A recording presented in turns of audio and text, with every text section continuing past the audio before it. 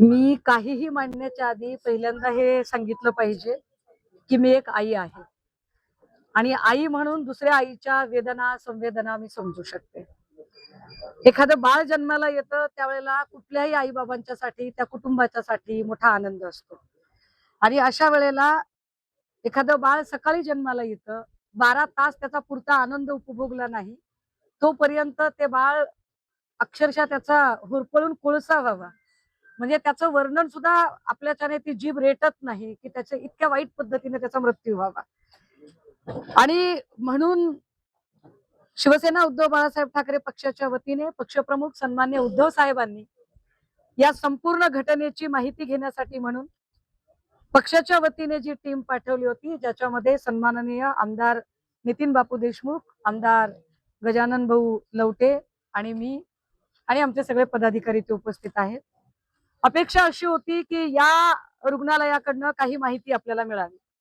हे फार विशेष आहे की नेमकं आजच इथे मुंबईवरून जी काही चौकशी समिती वगैरे सो कॉल्ड आलेली आहे ती सकाळपासून आलेली असं सांगितलं जाते. तुम्ही माध्यम समोर आहात आणि मागच्या 2-2.5 तासांपासून आम्ही त्या चौकशी समितीतले अधिकारी नेमके कुठे आहेत ते शोधतोय आणि ते अधिकारी काही आम्हाला अजून दिसत नाहीयेत.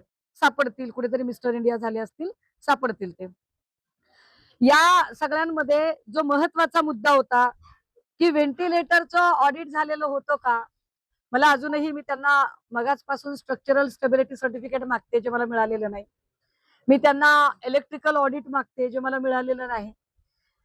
व्हेंटिलेटरचं ऑडिट होतं का तर त्यावर MS चा चार्ज इथे CS यांच्याकडे आहे. मुळात या हॉस्पिटलला MS ची जागाच भरलेली नाही, हे फार वाईट आहे.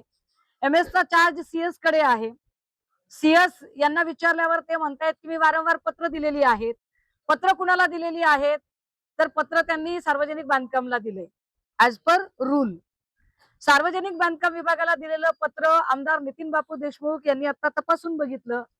त्याच्यामध्ये स्पष्टपणे त्यांनी 3-4 वेळा सांगितलंय, स्मरणपत्र देऊन सांगितलंय की साहेब याच्यामध्ये दुर्घटना घडू शकते आणि अशी दुर्घटना घडली तर याला सर्वस्वी तुम्ही जबाबदार असाल. याच्यामध्ये सगळ्या प्रिंट आणि डिजिटल माध्यमांच्या इलेक्ट्रॉनिकच्या सगळ्या पत्रकारांनी कृपया हे लक्षात घ्यावं की व्हेंटिलेटरची स्थिती खराब आहे, या संबंधाने त्याचं ऑडिट करून घ्या. याची 5 पत्र पालिका आयुक्तांनी दिली आहेत. त्याच्यावर स्मरणपत्र MS चा चार्ज घेणारे CS असणारे राऊत यांनी बांधकाम विभागाला दिलं आणि बांधकाम विभागाला सांगितलं की दुर्घटना घडल्यास तुम्ही जबाबदार असाल.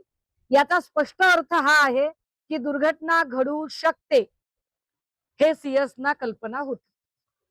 याचा पहिला अर्थ हा आहे की दुर्घटना घडू शकते हे CS ना माहित होतं आणि दुसरा अर्थ हा आहे की जर दुर्घटना घडू शकते हे तुम्हाला माहित होतं तर मग अशा ठिकाणी तुम्ही बाळ का ठेवली, तुम्ही त्या नवजात अर्भकांना तिथे ठेवण्याची रिस्क का घेतली, का तुमच्यावर सदोष मनुष्यवधाचा गुन्हा दाखल केला जाऊ नये. एक.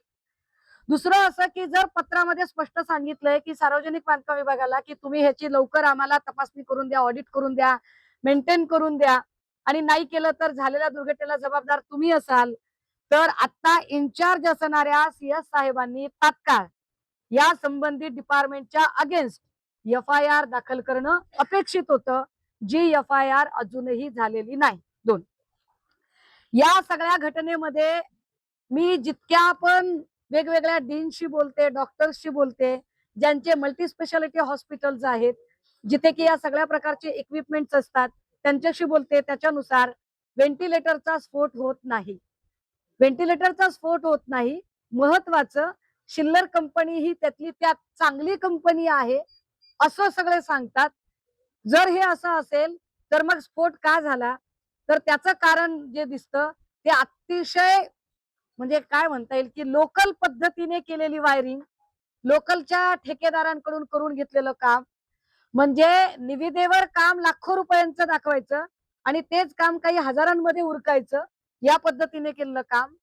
पण यावर आता CS साहेबांशी बोलल्यावर त्यांचं असं म्हणणं आहे की संबंधित काम, मी आपल्याला आठवण करून दिली पाहिजे की 9 मे 2021 ला भंडाऱ्यामध्ये जी दुर्घटना झाली होती अशाच पद्धतीची, ज्याच्यामध्ये 17 बालकं होती, 10 बालकांचा मृत्यू झाला होता, त्यावेळी तिथे तात्काळ घटना कळल्यानंतर तत्कालीन मुख्यमंत्री सन्मान्य उद्धव साहेब त्या ठिकाणी पोहोचले.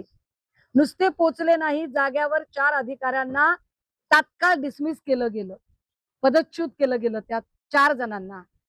इथे मुख्यमंत्री तर सोडाच सोडा, पण ज्यांना मुख्यमंत्री पदाचे डोहाळे लागलेले आहेत, असे गुडघ्याला बाशिंग बांधलेले भावी मुख्यमंत्री श्रीयुत बावनकुळे इकडे फिरकलेच नाहीत.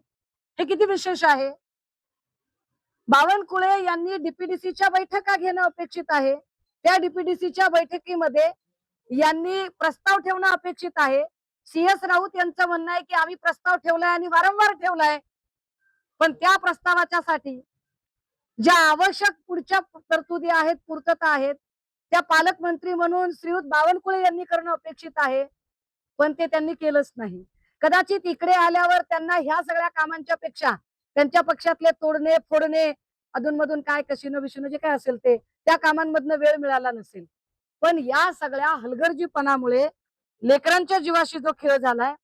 मी त्यांना मागितलेल्या डॉक्युमेंटमध्ये रेन हार्वेस्टिंग सर्टिफिकेट नाही मिळालेलं, इलेक्ट्रिकल सेफ्टी सर्टिफिकेट नाही मिळालेलं, याच्यातलं स्ट्रक्चरल स्टॅबिलिटी सर्टिफिकेट नाही मिळालेलं, ऑडिट का होऊ शकलं नाही याची कारण अजूनही समाधानकारक मिळालेली नाही.